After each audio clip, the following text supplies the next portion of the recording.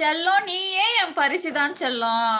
எனக்கு 1½ வருஷமா நீ கிடைச்ச என்னுடைய அன்பு செல்லக்குட்டி. என்னோட பொண்ணு நீ. நீ தான் எனக்கு கிடைச்ச மிகப்பெரிய கிஃப்ட். எனக்கு கிஃப்ட் எல்லாம் வேணாம் தங்கம். Okay.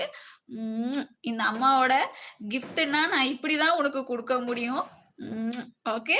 So thank you so much Harini, Hashini உங்க 2 பேருக்கும் நான் வந்துட்டு நான் ஹாஷினி, ஹரிஹரனி நான் உன்கிட்ட ஒண்ணு சொல்லட்டுமா? அத நீங்க கேட்பீங்களா?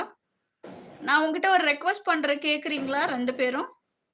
ஏன்னா, நான் இது பிஃபோரா உங்கள வந்துட்டு நான் டூகெதர்க்குள்ள நான் கூப்ட்டேன். நீ ஒரு நாள் என்ன விடிய, விடிய, விடிய, விடிய உங்ககிட்ட எனக்கு கிடைச்ச நைஸ் மெமரி என்ன அப்படின்னு சொன்னா, நான் வந்து ஃபர்ஸ்ட்டு என்ன வந்து 1½ வருஷமா என்ன தெரியும் உங்களுக்கு.